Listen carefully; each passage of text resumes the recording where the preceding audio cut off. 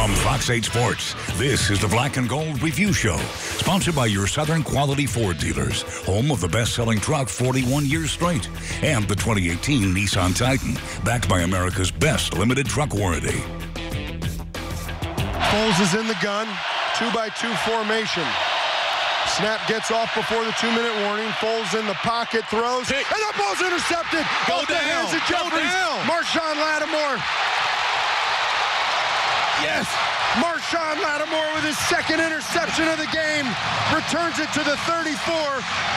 And better than any time this season, Saints, go take a photograph. Gotta love that picture. Nothing wrong with that. When it counts the most, the dome field advantage is a real thing for the Saints. Welcome to the Black and Gold Review Show. Deuce McAllister, Sean Vazan, I'm Juan Kincaid. Not gonna have a repeat winner in that Super Bowl this year. Not at all, not at all. And Juan, I only get that excited, you know, just because of the game. Normally, I'm excited to be here with you and Sean, but of course, just because of that moment, I got pretty excited. Yeah, go down, go down. That was the one thing we were all thinking. Oh, just yeah. go down, because the Golden Tate comes under and punches at that ball, and it kind of pops up a little bit. And he retains possession. They got the win. Wasn't pretty, but they got the win. They're in the Final Four. The Saints killer Golden Tate. It would seem that way. Almost did. All right, let's get you right to the headlines. A lot to get to in this show tonight. Play number one, late start, great finish. It took a while to get things turned around. Took a Marshawn interception early in the second quarter to finally get things going. Next thing you know, this team starts to put things together to get a good finish here. You know, how much different would this game have been if Drew connects on that first pass? But with that happening, you know, I feel that, hey, look, you know, it was always close, but not quite there. And it took him a while to get going. And so, you know, you're fortunate Marshawn is playing kind of a cover two look, and he made a really good play as far as interception on Ertz. And, you know, you tip your hat to him, because if they're able to hit on that play, who knows what happens with this game. The Eagles hit on their plays. They did early, and that first quarter, you know, Brees kind of alluded to in his post-game press conference. He goes, I'm not going to say we were rusty, we needed to get some guys healthy, but kind of sounded like they were all a little bit out of sync, and the first play interception kind of rattled everybody, and it took them a full quarter. I mean, there was the fumble snap, there was the delay of game, there was another fumbled snap, there was, I mean, it really took them until the second quarter and that Marshawn Lattimore interception to really stabilize things. And even then, I didn't feel like Brees was himself until that final drive of the first half, where he connected on 5 straight passes to get the field goal. So the start was just really sloppy, but credit to the Saints, they were able to come back, and they leaned on their defense until the offense kind of got their legs underneath them. Let's get you to play number two. Taysom Hill turns the tide. The fake punt in the second quarter kind of just shifted the momentum back to the Saints, and they never looked back after that.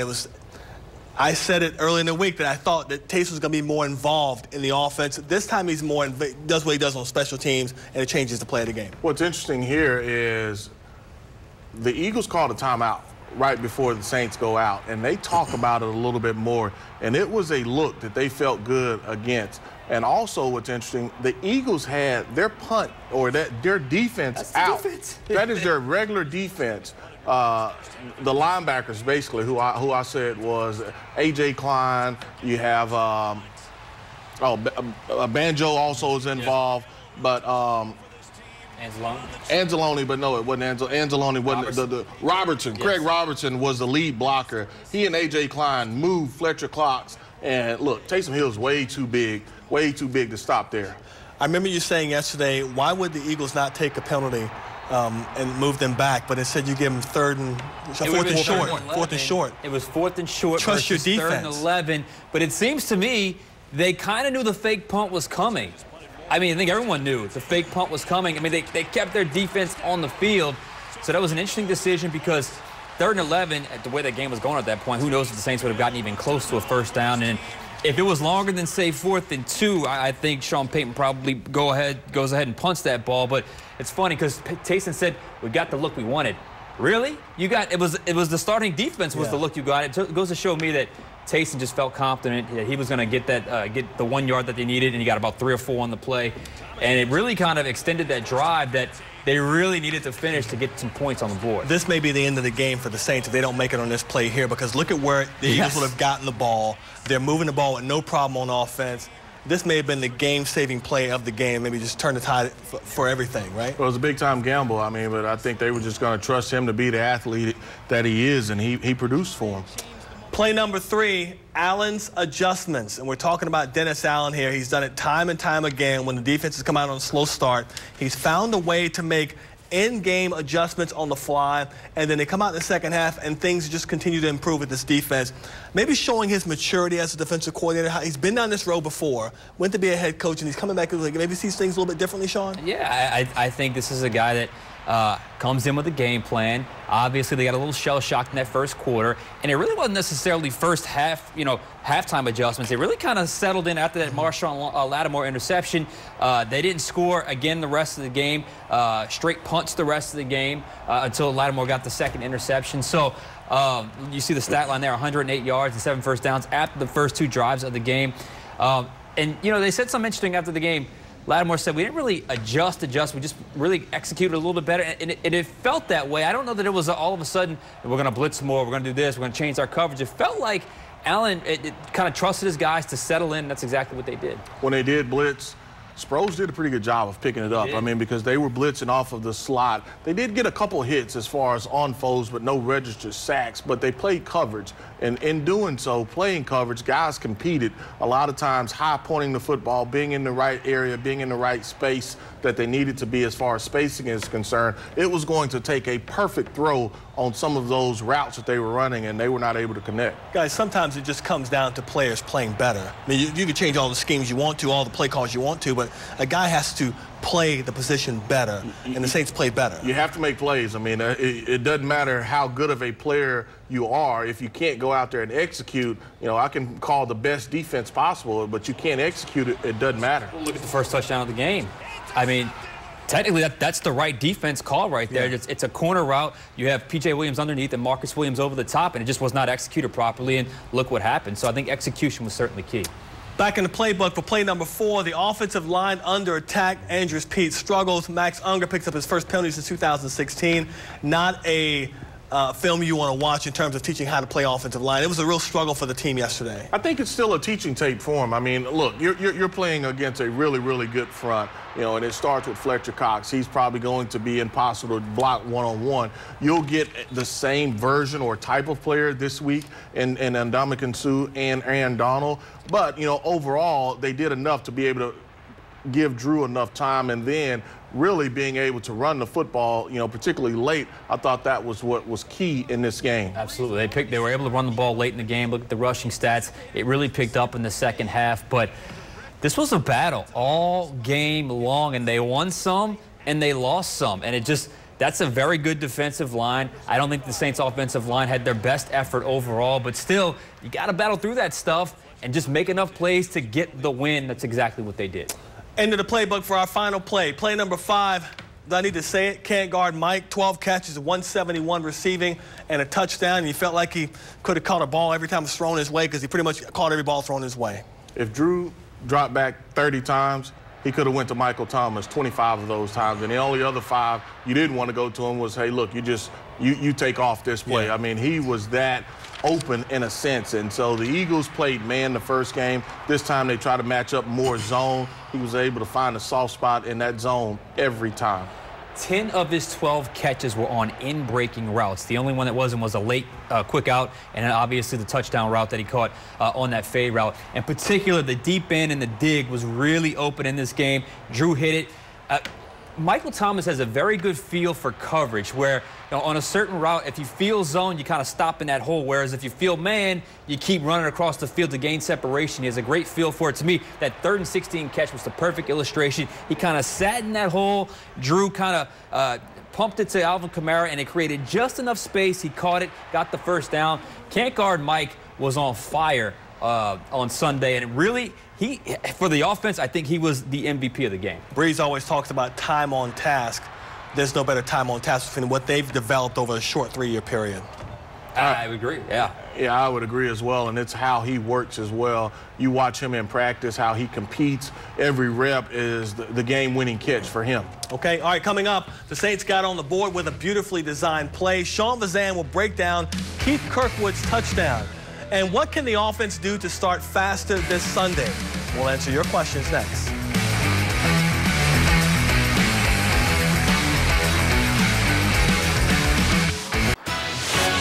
You're watching the Black and Gold Review Show, sponsored by your Southern Quality Ford dealers and the 2018 Nissan Titan.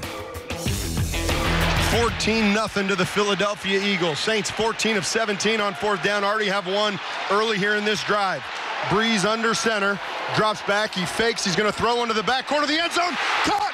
Keith Kirkwood! Somebody not on this desk won a bet on who would catch the Saints' first touchdown throw from Drew Brees. Keith Kirkwood. Sean was saying that play didn't just happen. It did not just happen. Drew Brees found number 13 early and often on Sunday, and it's a big reason why the Saints are still alive today. But on a big play early in the game, it was Thomas as the decoy. That was all the difference. The play, according to Peter King of NBC Sports, called Doobie Pump, and it's the subject of this week's film study. The Saints are in their 11 personnel with all three wide receivers to the left of Michael Thomas, Keith Kirkwood, and Traquan Smith. Josh Hill is the tight end, lined up tight next to Ryan Ramczyk with Alvin Kamara in the backfield. The Eagles countered with their dime package of 6 defensive backs, 1 lineman, and 1 linebacker. Pre-snap, Thomas sprints in motion. He's still actually moving laterally when the ball is snapped. The Eagles read quick screen, which is exactly what the Saints wanted. Number 34, Crevon LeBlanc, becomes responsible for Thomas, with Josh Hawkins having outside leverage. But Kirkwood is key. He sells the screen by engaging with LeBlanc. Now look at Hawkins. His eyes are inward at Brees, who looks to be throwing it to Thomas. But then Brees pumps it to Thomas. Kirkwood then disengages and runs a quick out right past Hawkins, who had taken just a subtle false step and can't recover. Brees connects with Kirkwood for the easy pitch and catch for the touchdown Saints. Drew Brees said after the game, "We felt like we needed 7 there, and they had a play that they liked, and as you just saw, they executed it to perfection, and it's a good play." Drew, Deuce, I know you had said that they ran that play, I guess the version to Michael Thomas earlier in the season, and they kind of had that play off of that play. Yeah, they've run that tunnel screen or bully screen, whatever you want to call it. They've run it probably 2 or 3 times this year, and Michael Thomas, has been productive, and they saw it. Philly had saw it on film. They were prepared to stop it. Couldn't stop it. All right, let's get you to some questions here. Guess what we do on this show? Submit it on the Final Play app using the Final Word feature. Coming from Chuck Tho in Ponchatoula, was the Saints' slow start a result of rust, overconfidence, or something else? What can they do to avoid a slow start against the Rams? Good question. I definitely don't think it was overconfidence. I thought they were ready to play. We could probably say it was a little of rust. To be honest, it's been about 3 weeks since the offense played together. Some of those guys were mixed in and played the last game. But, overall, they were able to really get going. It took them a while, but they were able to really get going. Yeah, and look, Drew was just offbeat a little bit in the first, really first quarter of the game, quarter and a half of that game. You just got to avoid big mistakes early in the game and just, try to stay on the field to avoid those slow starts. Even if it's a punt, you just don't want to turn the ball over early. In particular, the very first play of the game, that crowd was so jacked up, and then all of a sudden, everybody was just kind of like out of sorts a little bit. So it threw the vibe off, and it took them a little while to build it back up. Deuce, how much can having such an overhyped crowd, and of course your emotions are flowing at the beginning, hear players talk about containing your emotions, controlling them. How much can that be a factor in a game like this Sunday? I don't think it's a factor necessarily, no. I think for them, they've still got to go out and execute. All of the mistakes that they had early, those were not emotional mistakes. Those were just miscues that they've got to be able to clean up. And I think it's things that they can do. I don't think that, when you get in trouble is you're trying to break 4 or 5 tackles and you're not taking care of the ball, or you want to make the hero play, and you don't have to do that with this team. All right, coming up next, with Sheldon Rankins on the shelf for the rest of the season, who will step up to replace him? And how will that affect the run defense against the red-hot Rams backfield? Stick with us.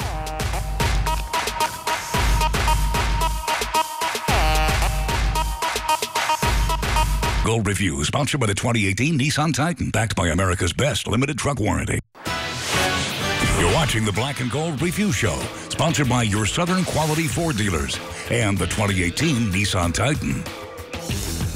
Welcome back in. Let's start turning the page a little bit to the NFC Championship game. The Saints have some injury concerns, though, heading into Sunday's rematch against the Rams. The biggest being to defensive tackle Sheldon Rankins. He's done for the season after tearing his Achilles in Sunday's game. Rankins had been having his best season as a pro with 8 sacks this season. That's a career high for him.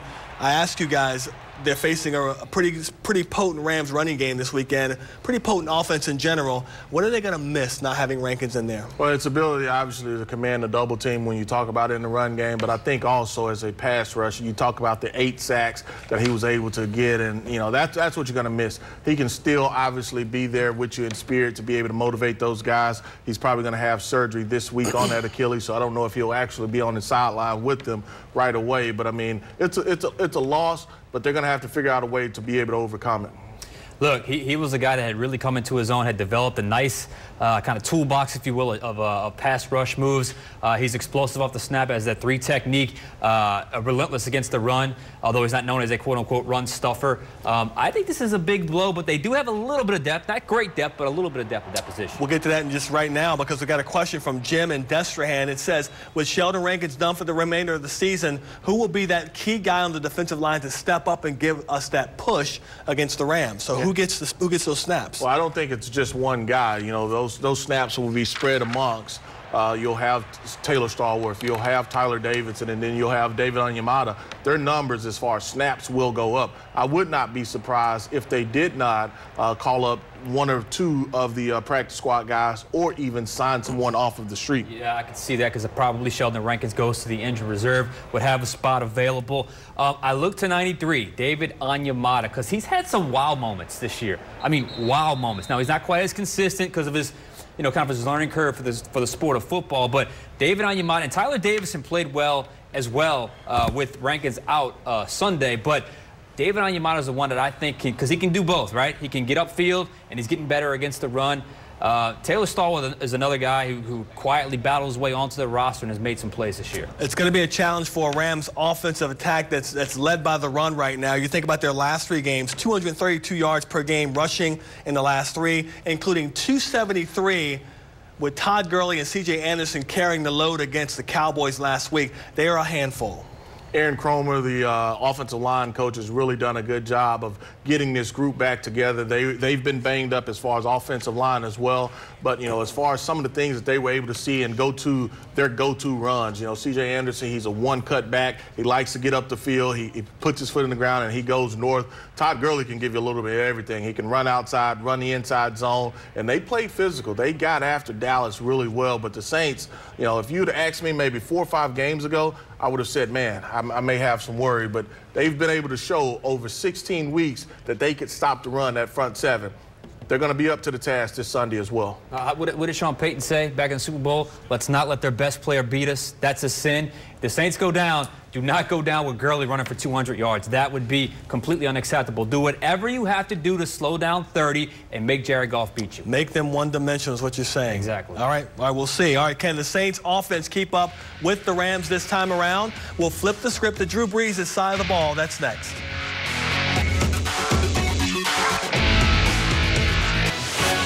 You're watching the Black and Gold Review Show, sponsored by your Southern Quality Ford dealers and the 2018 Nissan Titan. Brees drops back, throws down the slot. Mike Thomas in stride. He's to the 30. He's to the 20, to the 10. Touchdown. Mike Thomas, 72 yards. And the Saints strike a hole in the hearts of the Rams in the 4th. I knew about this early.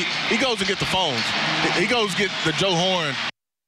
Hope he has a good calling plan because we want to call up another win against the Rams on Sunday. 45-35 back in Week 9. Saints get the win at the Rams, and they can score points. When they score 28 or more, they're 13-1. But the Saints offense needs to play like it did in the first 10 weeks as opposed to the way they played the last 6 or 7 weeks, where they've really struggled to kind of get out of the gate a little bit. Outside of yesterday, this team was averaging right at, 31 points at home. They're comfortable at home, and, you know, for them to only score 20, I think it was more so of the mistakes than them not not being on task on hand as far as understanding and knowing what they want to do. You feel good about this offense getting going, and hopefully it's early as well. Look, 20 points isn't going to do it against the Rams, I don't think. They're going to have to score, because I think even if the Saints defense plays a great game, the Rams offense is just good. Is just that good. They're going to find a way to score some points. This could be an offensive type game. So I think the Saints offense has got to bring their A game and score some points on Sunday, because I think it's going to be that kind of matchup. I think it's obvious to say that everything begins with how Drew Brees plays from the start. We know Michael Thomas is going to be there. There's got to be somebody else in this football team in this Sunday's game, I believe, that has to step up to the forefront, whether it be Alvin Kamara, maybe Mark Ingram, who's kind of disappeared lately, Traquan Smith, he's hit the rookie. But, I mean, somebody in this offense has to step up and kind of add some oomph to it a little bit. Well, they have the playmakers. Now it's just an opportunity for them to step up and make a play. You know, Drew is going to be an equal opportunity as far as a distributor, getting the ball to whomever is open. If they can get a downhill running game going with Mark Ingram, I think that could be key, because then you can do a lot of stuff off of that as well. All right. Well, we'll see what happens with this offense, because it's been a struggle as of late. But, again, they're playing at home. The dome field advantage, do not underestimate that, right? I mean, it's been a huge advantage. Definitely something to pay attention to. Sean McVay likes to call that play. They'll probably go no huddle at the line of scrimmage. He talks to Goff, likes to get audibles or checks. Crowd is going to be critical this week. Okay, it's NFL Championship week, and we've got you covered. All of our regular football on Fox 8 programs tomorrow night. A heavy dose of Saints-Rams talk on overtime. Wednesday, we'll go in-depth on the matchup, including reports from Garland Gillen. He'll be in Los Angeles. And Sunday, a 3-hour Fox 8 Live tailgate, starting at the normal time of 10 a.m., but going all the way until 1 o'clock, followed by Fox's national pregame coverage and kickoff at 2:05. We, of course, will wrap up the day on the final play at 10:30. Until then, for Deuce and Sean and all of us here at Fox 8, I'm Juan Kincaid. Thanks for watching. Our next newscast is bright and early at 4:30 in the morning. Have a great night. From Fox 8 Sports, this has been the Black and Gold Review Show, sponsored by your Southern Quality Ford dealers, home of the best-selling truck 41 years straight, and the 28